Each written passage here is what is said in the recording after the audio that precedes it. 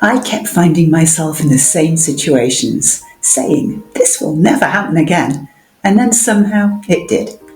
Do you ever feel like the same situations keep repeating? "I'm never going to do this again." Check. "I've learned my lesson." Check. And yet somehow we do. Join the club. Most of us will find ourselves facing the same old stories in spite of our best intentions. Same job struggles, same relationship issues, same frustrations. For years I was stuck in these patterns, trying harder and harder until I finally figured out how to break free. I've tackled plenty of do-it-yourself projects in my time, but breaking patterns and habits, that's more of an undo-it-yourself job. So why does it happen?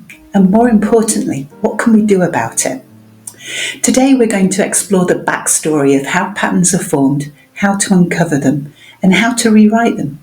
And our exercise will help us to author our own changes. So, what is a pattern? In a nutshell, it's consistencies that we see in behaviour, thought, and emotion, often in combination.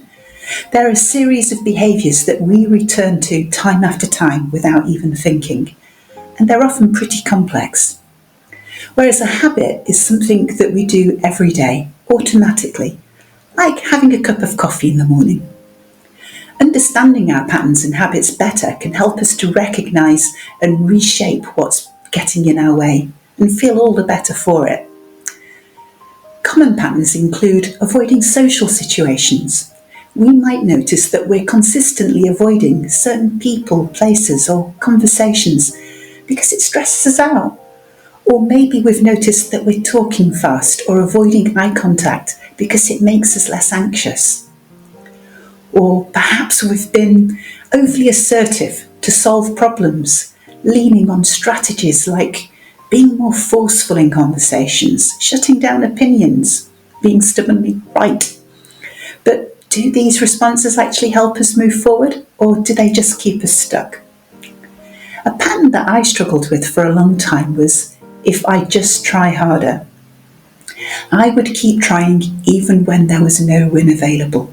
It took me ages to unlearn this pattern and write myself a better one.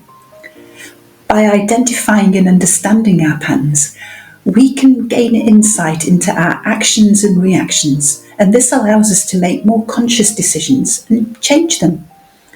We'll need effort and awareness, and it can take time and patience, but dividends include personal power and freedom. When we consciously shape our patterns, we shape our lives. And if we do nothing, our natural defence mechanisms, like pretending it's just not happening or playing the blame game when things go wrong, they can be the very thing that keeps us stuck. Here's the thing about our brains. We don't just wake up one day and decide to keep repeating the same mistakes. Our brains are sneaky. They want to protect us, even if it means keeping us stuck. Our mind's natural aversion to discomfort is a big reason why change can feel so hard.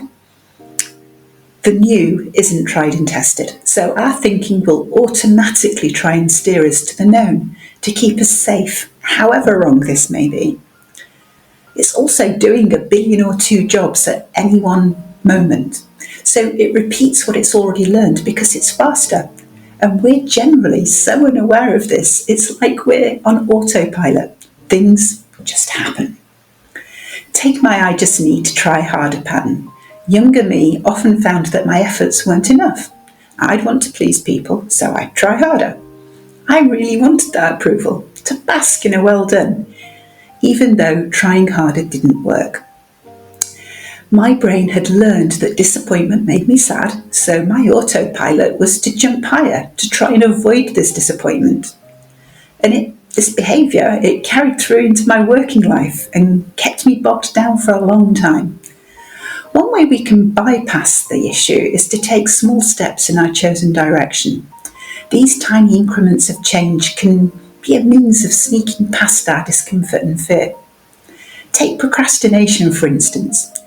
You know how sometimes we put things off because we don't feel like it, because we don't like that task, because we're scared of getting it wrong.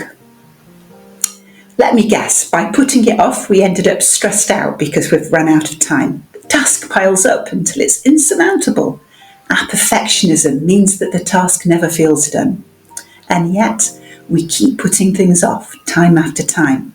That's what our brain tells us to do because it's familiar, it's known, and therefore it's safe and fast. Over time, it becomes our default setting, but if we take even the smallest of steps consistently, we can break out of the cycle. Take me, for example. When I'm starting a new project, the task will feel the size of an elephant. If I'm not careful, I could put off even starting it. There's so much to do.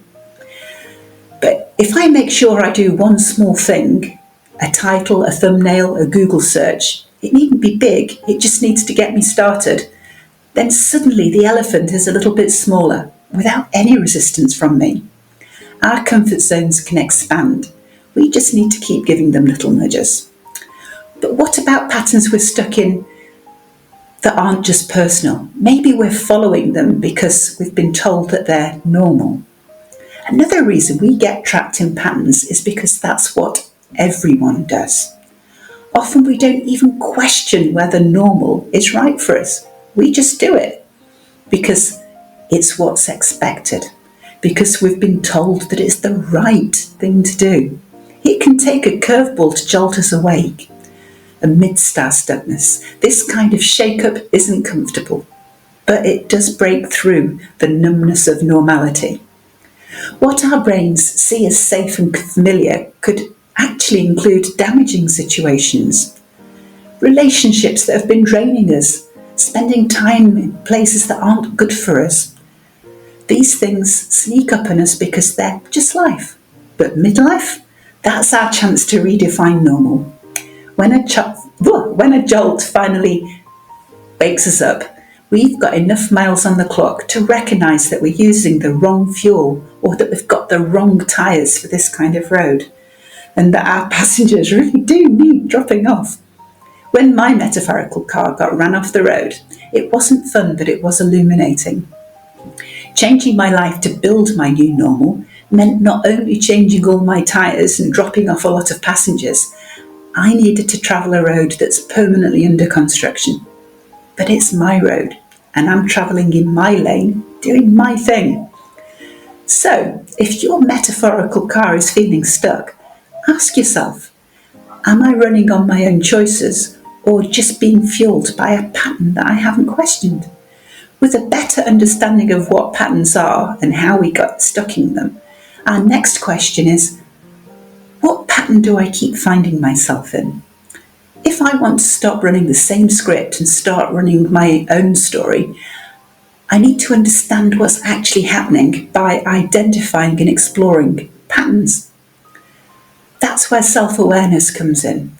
3 ways we can start recognizing our patterns are self-reflection, seeking feedback, and detaching from a situation.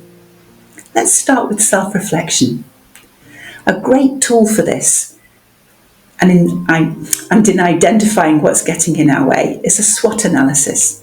This tool involves analysing strengths, weaknesses, opportunities and threats. Grab a sheet of paper and mark out 4 sections. First, set a clear goal, something that's always felt out of reach. Having a goal helps us to focus on what's relevant. Next, identify your strengths. Reflect on the qualities and capabilities you have, traits and skills that set you apart and contribute positively. Put them in the first section. Then, consider weaknesses and negative aspects, things that could be improved, behaviours and habits that get in our way. Add these to the second section. Then, think about any potential opportunities, changes to our environment or circumstances which could be used to enhance what we do. Put those in the third section. Now, in the fourth section, add potential threats to success. Consider conditions that affect things negatively, pressures or challenges that need to be addressed. If I take the example of wanting to live abroad, my analysis would have been strengths. I'm flexible and adaptable. Weaknesses. I like to be able to predict the outcome. I don't want to get into something I can't get out of. I like things to be done in a logical order. Opportunities. COVID restrictions were being lifted, and there are websites that make research criteria like visa stays and safe locations easier to scout. Threats. There's no way to know the outcome. I just have to assess and take my best guess. I could get it wrong. A SWOT analysis allows us to assess the big picture and to look for solutions by joining the dots.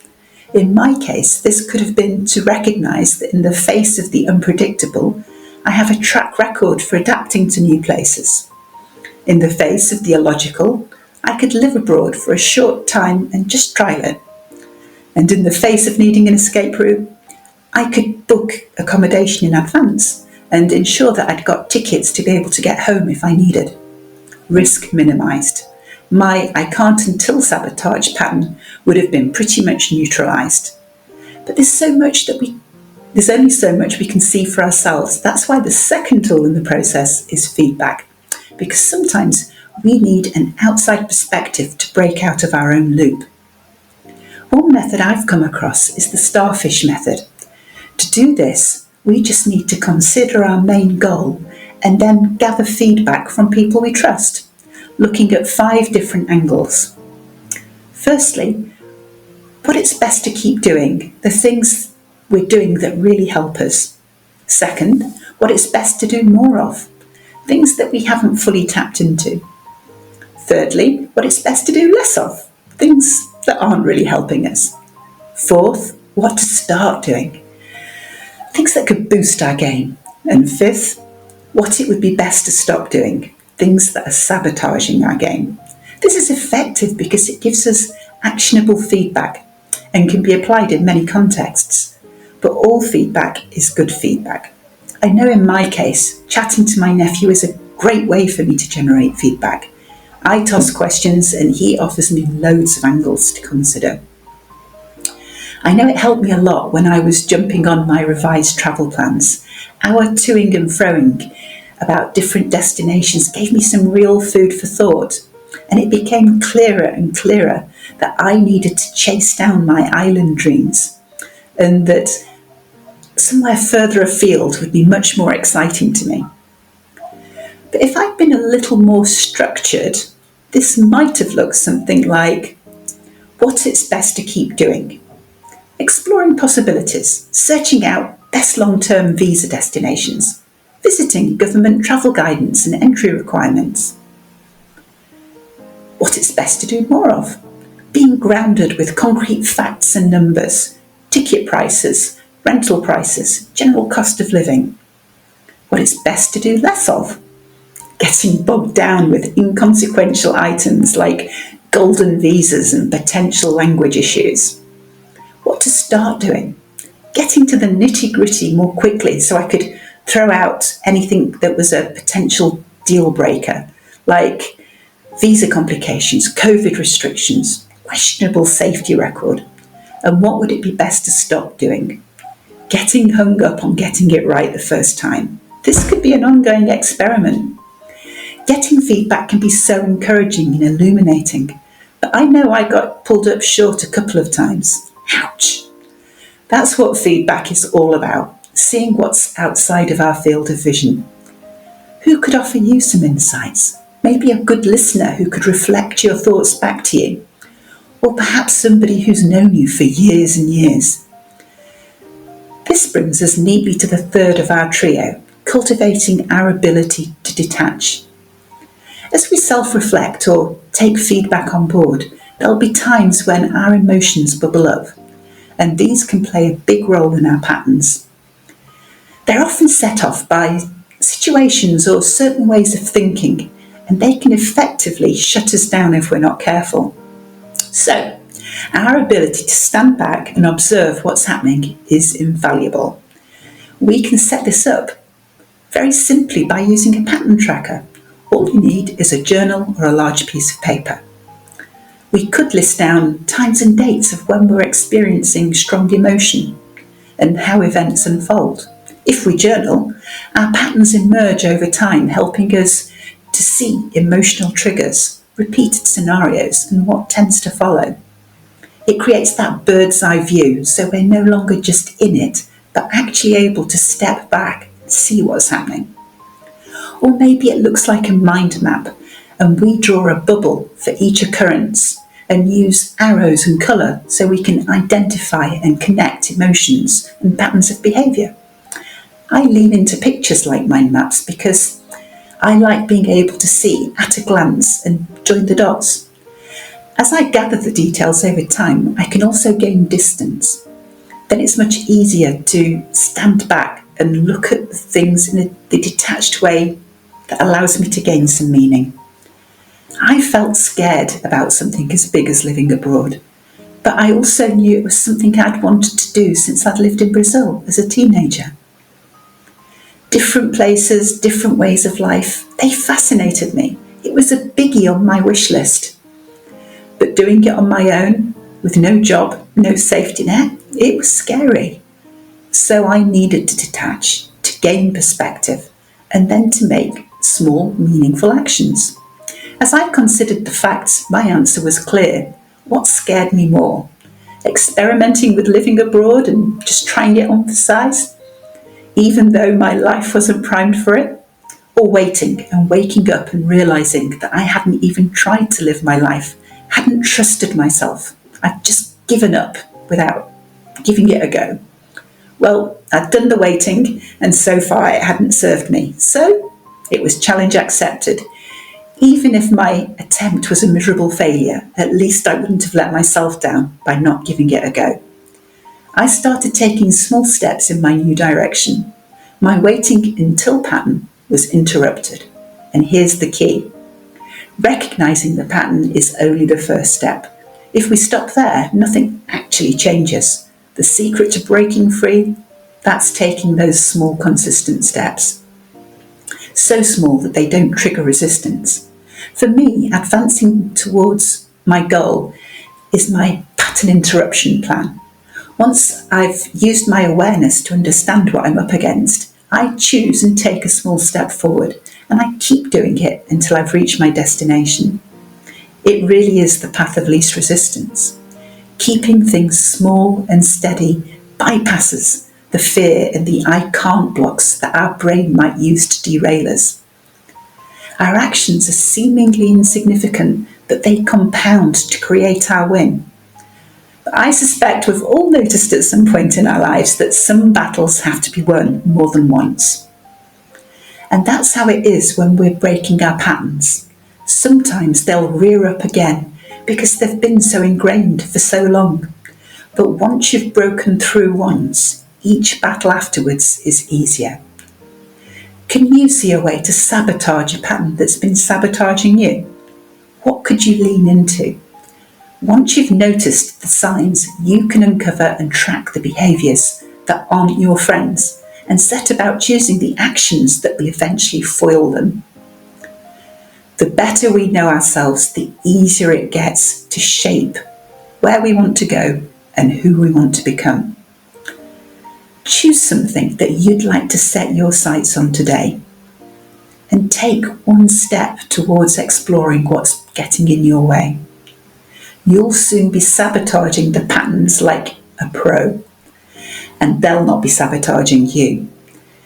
There's an infographic and workbook in the description that can help you lay siege. But believe me, you're well on your way to winning this battle as soon as you start taking those small steps. And until then, let's keep living and loving our lives.